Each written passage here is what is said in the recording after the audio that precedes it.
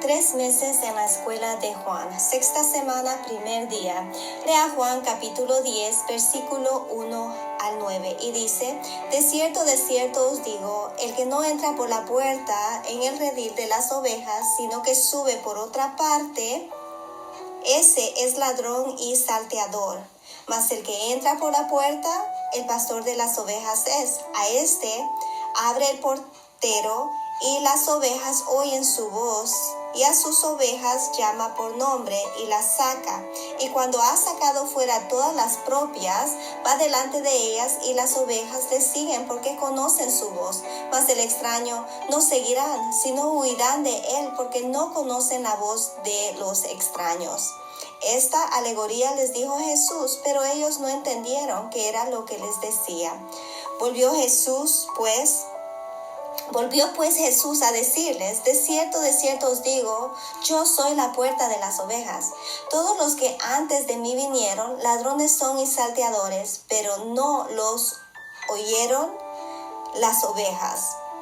Yo soy la puerta, el que por mí entrare, será salvo, y entrará y saldrá y hallará pastos. Veamos, aunque en la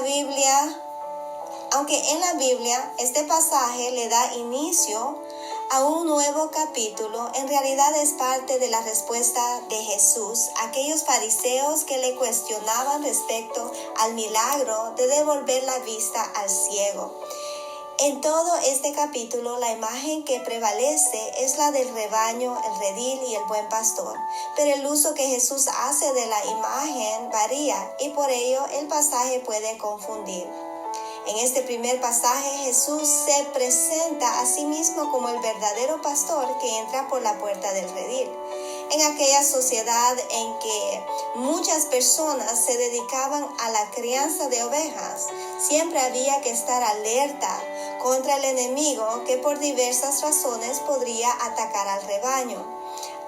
Algunos de estos eran los lobos y otros animales. Contra ellos era que se construía el redil, con un vallado que protegiera a las ovejas de toda clase de bestia. Pero otros de esos enemigos eran los ladrones. Algunos de ellos salteaban el vallado y se llevaban a alguna ovejita que pudieran cargar fácilmente.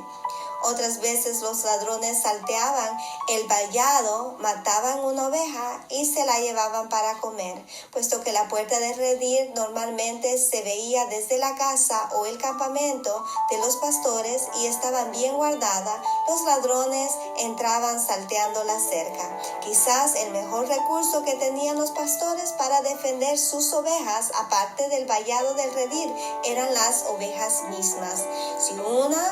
Si un ladrón saltaba el vallado, huían de él y hacían ruido. El pastor, en cambio, era bien reconocido por sus ovejas, que conocían su voz.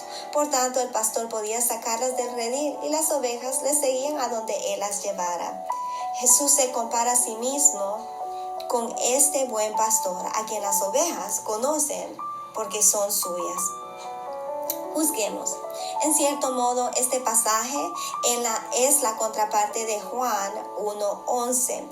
A lo suyo vino y los suyos no le recibieron.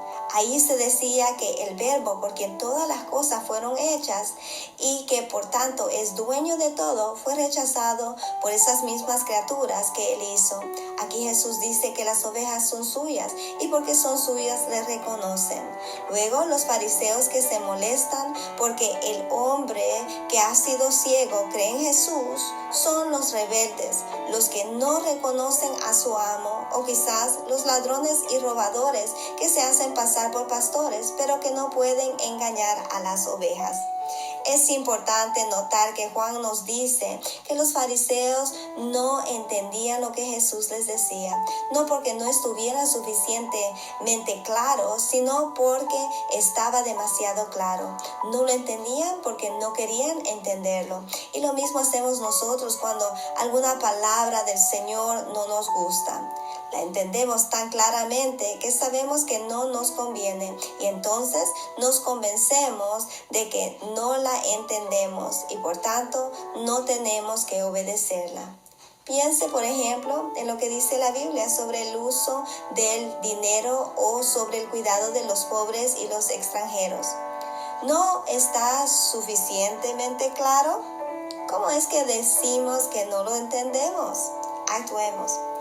Ore usando las 2 primeras estrofas de un soneto de Lope de Vega y medite sobre su sentido.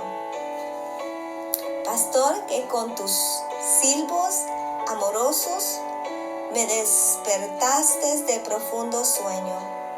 Tú que hiciste callado desde el leño, en que tiendes los brazos poderosos.